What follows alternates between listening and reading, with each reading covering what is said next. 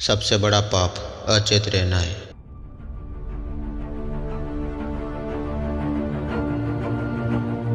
ऐसा प्रतीत होता है कि गहराई में उतरना हमेशा चढ़ाई से पहले होता है। मनुष्य की घृणा सदैव उसी पर केंद्रित होती है जो उसे उसके बुरे गुणों का बोध कराती है। हम उन प्रतिभाशाली शिक्षकों की प्रशंसा करते हैं, लेकिन उन लोगों के प्रति कृतज्ञता भी रखते हैं जिन्होंने हमारी मानवीय भावनाओं को छुआ है।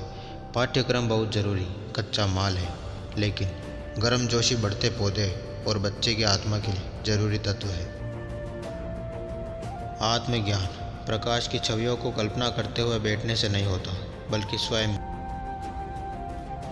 जहाँ प्रेम रुकता है वहाँ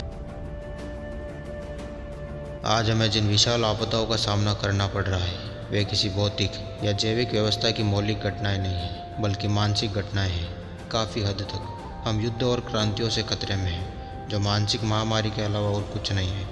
किसी भी क्षण कई मिलियन मनुष्य किसी नए पागलपन से पीड़ित हो सकते हैं, और फिर हमारे पास एक विश्व युद्ध या विनाशकारी क्रांति होगी। जंगली जानवरों, भूकंपों, भूस्खलन और बाढ़ की दया पर रहने के बजाय आधुनिक मनुष्य अपनी ही मानसिकता की मौलिक शक्तियों से त्रस्त है।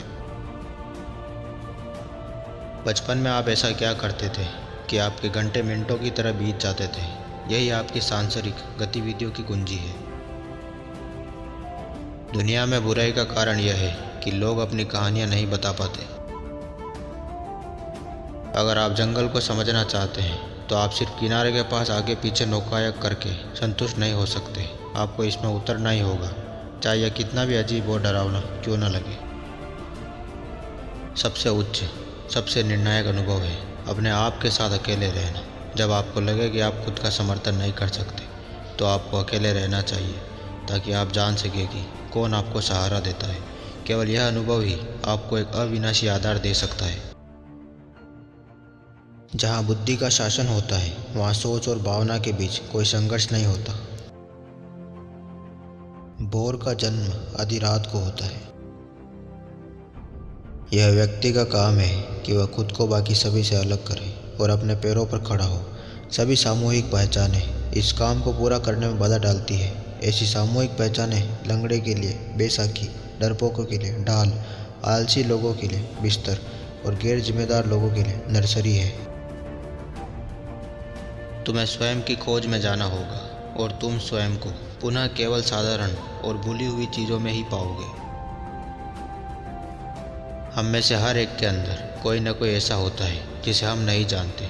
वह सपनों में हमसे बात करता है और हमें बताता है कि वह हमें उससे कितना अलग तरीके से देखता है, जिस तरह से हम खुद को देखते हैं। हमारी दुनिया अमानवीय हो गई है। मनुष्य खुद को ब्रह्मांड में अलग थलग महसूस करता है, क्योंकि वह प्रकृति से जुड़ा हुआ नहीं है। अंतर्ज्ञान अचेतन के माध्यम से प्राप्त धारणा है, जो विचारों, छवियों, नई संभावनाओं और अवरुद्ध स्थितियों से बाहर निकलने के तरीकों को सामने लाती है। आमंत्रित हो या नहीं, ईश्वर उपस्थित है। जितना ज़्यादा विरोधाभास होगा, उतनी ही ज़्यादा संभावना होगी। महान ऊर्जा केवल विपरीतताओं के बीच समान रूप से महान तनाव से ही आती है।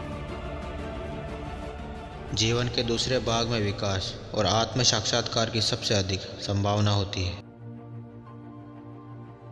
हर प्रकार का नशा बुरा है, चाहे वह मादक पदार्थ हो, शराब हो, मॉर्फिन हो या आदर्शवाद हो। सरल रहे और हमेशा अगला कदम उठाएं। आपको इसे पहले से देखने की ज़रूरत नहीं है, लेकिन आप बाद में इसे वापस देख सकते हैं। जीवन में कोई कैसे नहीं होता, व्यक्ति बस इसे करता है।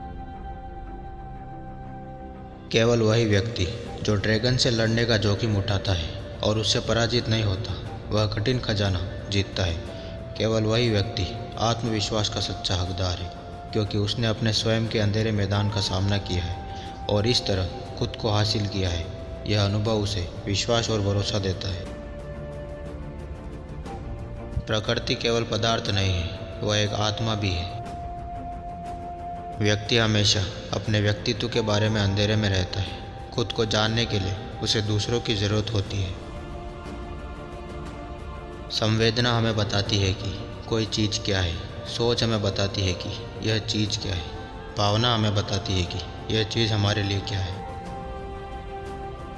कोई भी व्यक्ति इतना नीचे नहीं गिर सकता जब तक कि उसमें बहुत गहराई ना हो।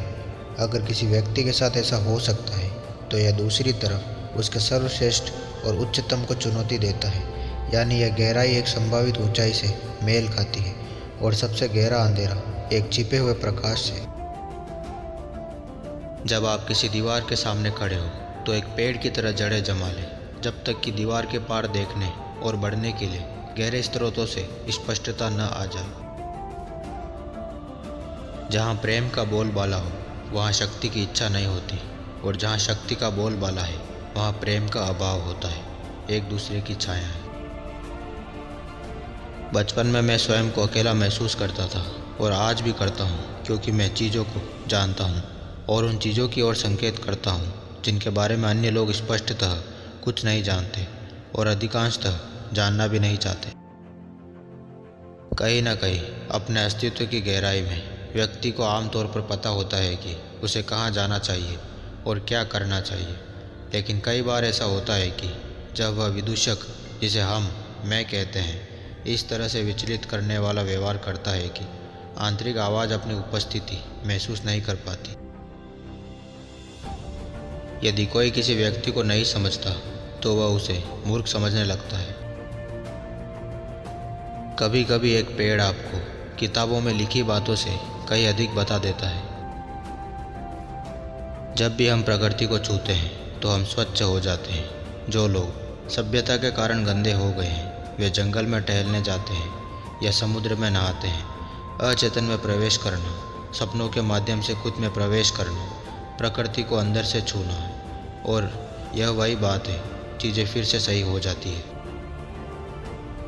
अगर लोगों को अपने स्वभाव के नीच पक्ष को देखने के लिए शिक्षित किया जा सके तो यह उम्मीद की जा सकती है कि वे अपने साथियों को बेहतर ढंग से समझाना और उनसे प्यार करना भी सीखेंगे। थोड़ा कम पाखंड और खुद के प्रति थोड़ी अधिक सहिष्णुता हमारे पड़ोसी के सम्मान में अच्छे परिणाम ही ला सकती है, क्योंकि हम सभी अपने स्वभाव पर किए गए अन्याय और हिंसा को अपने साथियों पर स्थानांतरित करने के लिए बहुत अधिक प्रवृत्त होते हैं। धर्म ईश्वर के अनुभव के विरुद्ध एक बचाव है। अपने सिद्धांतों को जितना हो सके उतना सीखें, लेकिन जब आप जीवित आत्मा के चमत्कार को छू लें तो उन्हें एक तरफ रख दें। कृपया याद रखें, आप जो है वही आपको स्वस्थ करता है, न कि आप क्या जानते हैं।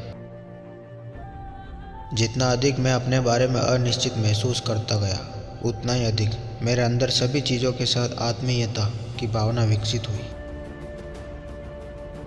मुझे यह एहसास हो गया है कि जो व्यक्ति थका हुआ है और उसे आराम की ज़रूरत है तथा फिर भी काम करता रहता है वह मूर्ख है। चेतन मन को आदर्श अवधारणाओं से भरना पश्चिमी धर्मशास्त्र की विशेषता है, लेकिन छाया और अंधकार की दुनिया से टकराव नहीं। प्रकाश की आकृतियों की कल्पना करके कोई व्यक्ति प्रबुद्ध नहीं होता, बल्कि अंधकार को सचेत करके होता है। हालांकि बाद की प्रक्रिया अप्रिय है और इसलिए लोकप्रिय नहीं है। केवल हमारे कर्म ही यह बताते हैं कि हम कौन हैं।